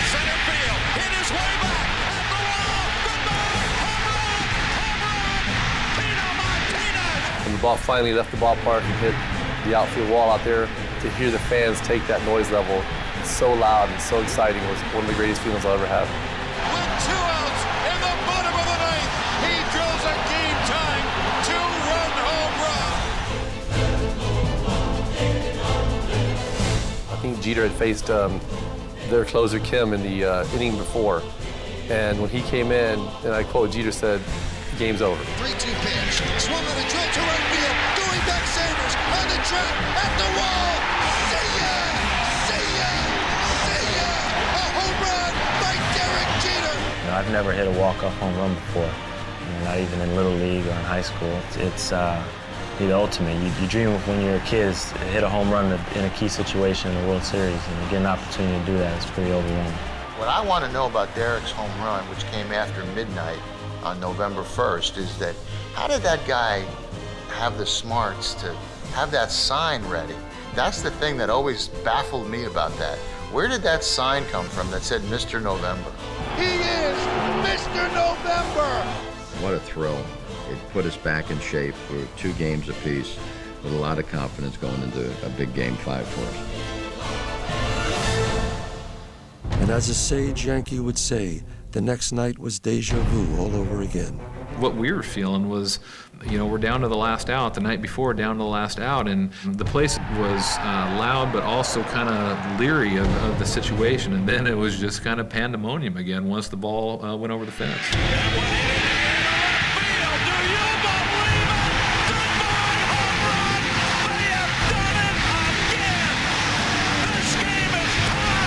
I mean, Yankee Stadium's been loud a lot, but I just don't remember it ever being as loud. The place just absolutely going nuts. Deja vu, a 2-out, game-tying 2-run home run by Scott Brosius. Going around the bases, I'm kind of seeing this place and thinking to myself, no way did this just happen again. I mean, that's really kind of what kept going through my head was no way did it just happen again. We go to extra innings, tied at 2. Into right field, base hit.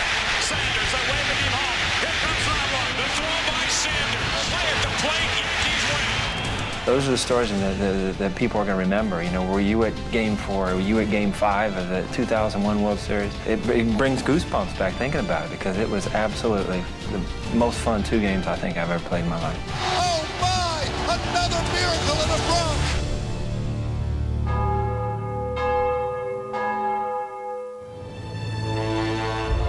The Red Sox 5 defensive outs away from heading to the World Series. First of all, to get to extra innings in that particular ball game with Pedro on the mound, we managed to come back on him, and now here we are in the extra innings. The American League pennant at stake. And here's Aaron Boone coming up to the plate. The Yankees aren't finished yet. I knew I was leading off the inning, actually feeling like I was going to do something good. He's facing Wakefield, and you know he loves to hit the fastball. He jumps at everything. Joe had said, hey, just think back through the middle. I just happened to say to him, I said, just get a single. Doesn't mean you won't hit a home run. It doesn't mean you won't hit a home run. But just stay through the middle.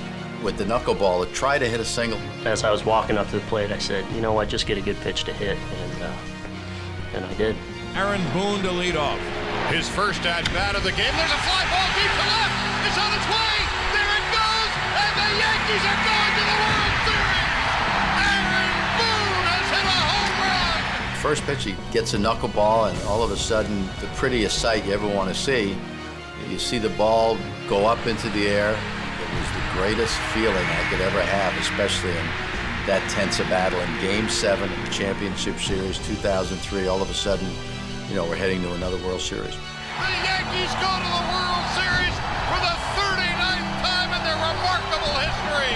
Aaron Boone hit the first pitch of the inning, just like Chris Chambliss in 1976. It was perfect. It was just unbelievable. You're just thankful and blessed that you get to be in situations like that. You know, sometimes you fail, sometimes you succeed, and to have a small place in the history of that stadium is something that I'll get to, I guess, tell my grandkids about someday.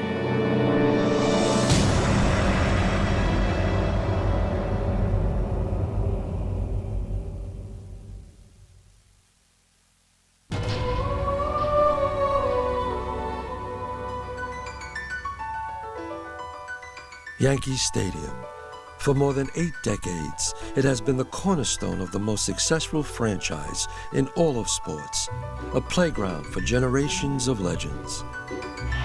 Opening day of 2008 was the 84th and final opening at this storied site, and fittingly, the great Yankee traditions of both the present and the past were on display. Make sure you reach it. It was incredibly special. You know, a lot of emotions go through your mind. It was a beautiful evening. To watch Reggie and Yogi out there was very, very special. You know the way out here? Yeah, real good, real good. Get close, whatever you do. All right, go ahead. Let's see you do it. Oh, pretty good.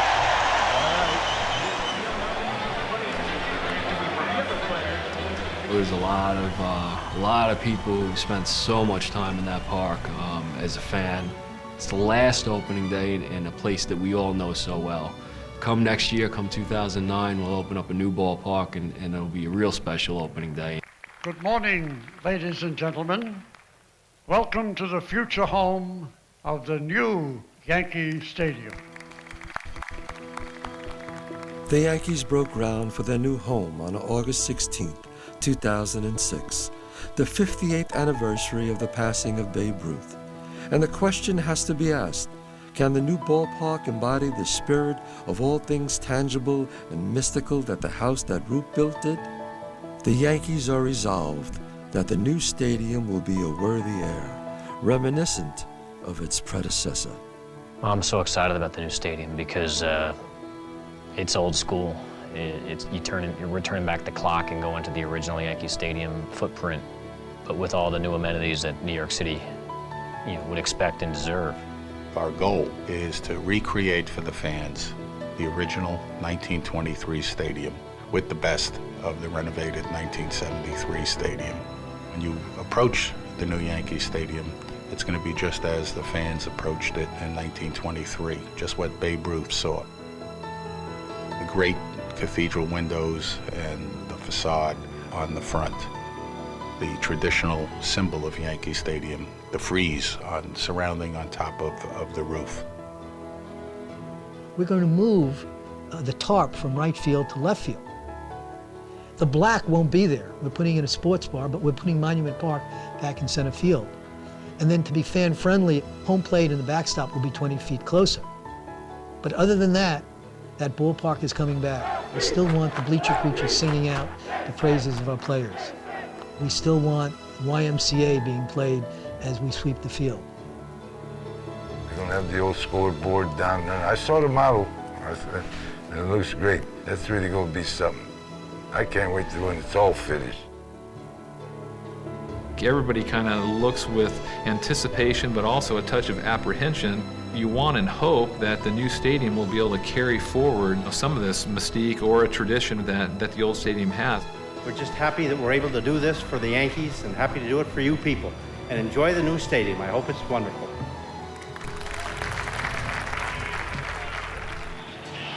Yankee fans are hoping, of course, that the final opening is just a prelude to another great season and the excitement of October baseball that Yankee Stadium has grown accustomed to. But before the pennant is decided, the stadium will host one more momentous showcase, Major League Baseball's Midsummer Classic. That's going to be a tremendous game, tremendous atmosphere for that All-Star game.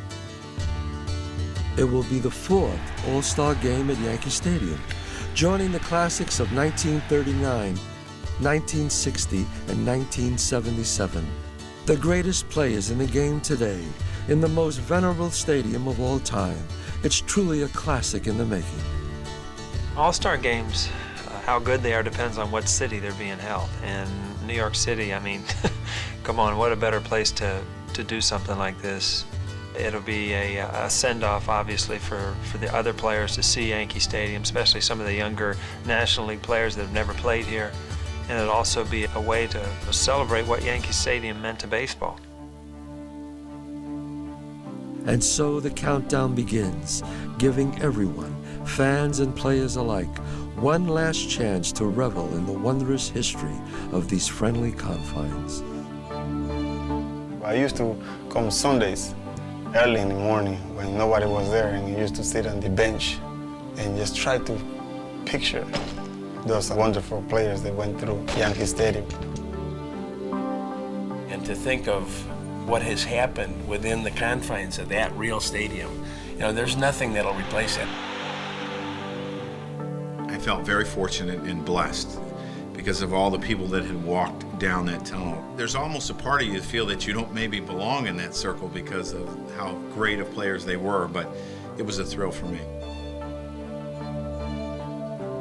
My goodbye probably will be escorting the monuments from Monument Park to their new resting place. I can't imagine going there for the last time without just wanting to put my hand against the concrete shell outside, because that wall goes back to the 20s. And my whole life, so much of it is defined by my times there and my memories there and what baseball has meant to me. Before long, this incredible edifice will be gone, but the lives it has touched and the memories that were born here will be passed from one generation to the next. I struck out the side one day in a relief appearance on 9 pitches, and Mickey Mantle came up to me.